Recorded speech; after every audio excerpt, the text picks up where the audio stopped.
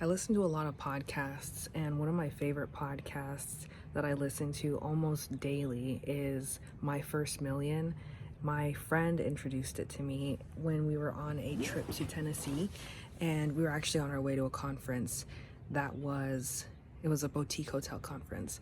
And she introduced this podcast to me that I have fallen in love with. It is just a part of my daily routine now, basically. They talk about different people who do startup businesses or just are entrepreneurs and their stories and how they got there. I remember one of the titles was how somebody became a millionaire or even a billionaire off of selling blueberries, and a lot of the titles seemed a bit exaggerated to me, and so I had told her, I was like, okay, that doesn't even sound right, that sounds weird.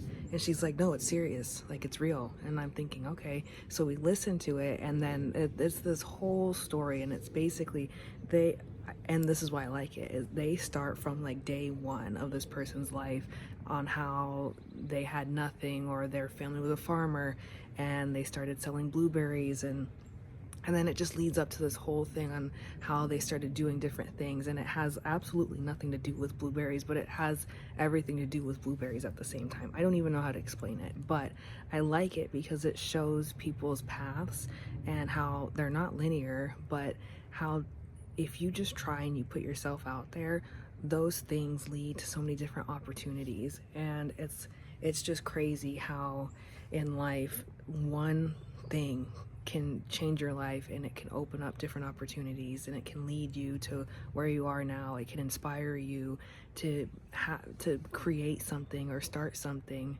It is just really, really cool. And I've been watching a lot of videos on engineering your luck and how everything is basically a numbers game. It's how often you show up, how often you put yourself out there, how often you work on yourself or work on your business, and how often you fail. It's all about, it's a numbers game, and it's you have to keep trying, and a lot of people including myself, get overwhelmed by those things and feel like, okay, well, I've failed 20 times in the past month.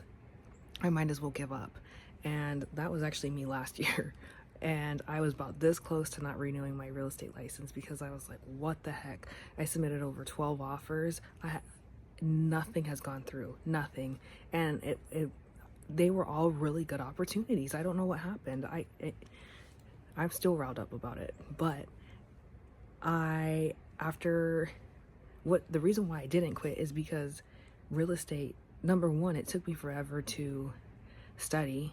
I passed the test on the first time, which I'm shocked because normally I'm not really the best test taker, but I feel like with this stuff, it was kind of common sense to me, I guess. I don't know. I'm just really passionate about real estate, so I was really excited. So I am very proud of myself for passing it on the first time, but it takes a lot of time to study. It takes, you have to take the test. You have to pay to take the test. You have to pay to even get the class. You have to pay to join the brokerage. So it's really expensive to get your license and then become an active agent. And then on top of that, you have to start putting yourself out there. And I don't get leads through my brokerage, so I generate all of my leads myself. So I was like, I have no choice. I can't quit. And I don't want to keep hopping around from job to job or career to career because I want to be able to build something, and I'm not going to be able to build something if I'm not consistent. And I told myself, and I told my husband too, I want to be an expert in one thing. And I know that I'm a person that I can be all over the place sometimes because I have so many ideas and there's so many things that I want to do, but I want to be an expert in at least one thing. And there's one thing that I'm really passionate about. It's about real estate, and I want to become and am slowly becoming an expert in that. And so I told myself, I was like, well, I had a crappy year. I can't quit just because of that. And it is a numbers game. It's a numbers game, and people have told me that, and they were not lying. And it's taken me a whole year to get people to come back to me. I've made connections. I made 2 connections a year ago, literally a year ago. This month, I got a listing, and then the next day, another person called me. It's all about just putting yourself out there and showing up, and showing up when you don't want to, showing up when you want to cry, showing up when you want to quit. Like, you have to show up.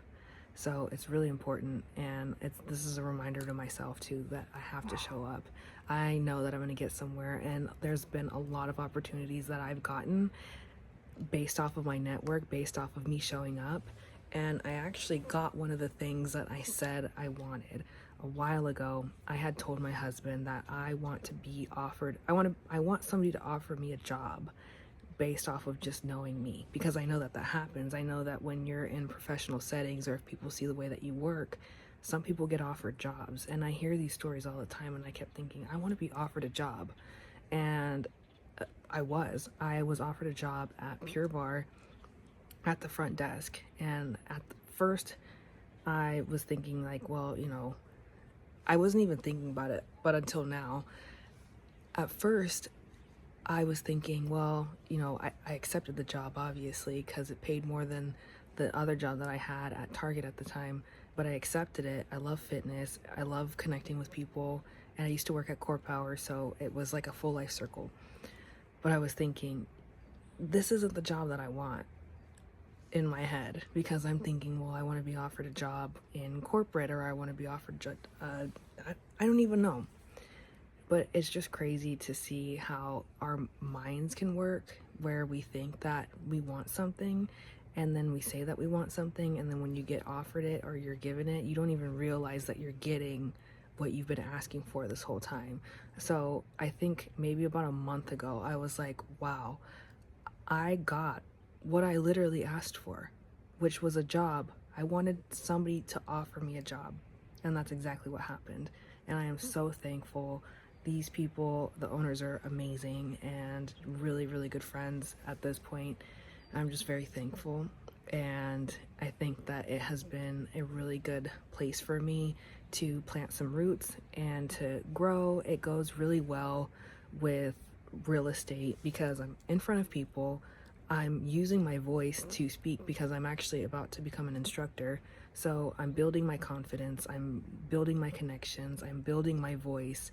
And I think that that's really important, because sometimes I can be a little bit timid, or I don't like confrontation. And so having to put myself out there, this has been perfect to strengthen those areas for me. So it's just been really cool to see all of these different opportunities. But listening to the My First Million podcast, it has been just so inspiring and a good reminder to see how other people's stories happen, and how you don't get there overnight. You don't get there by just trying once.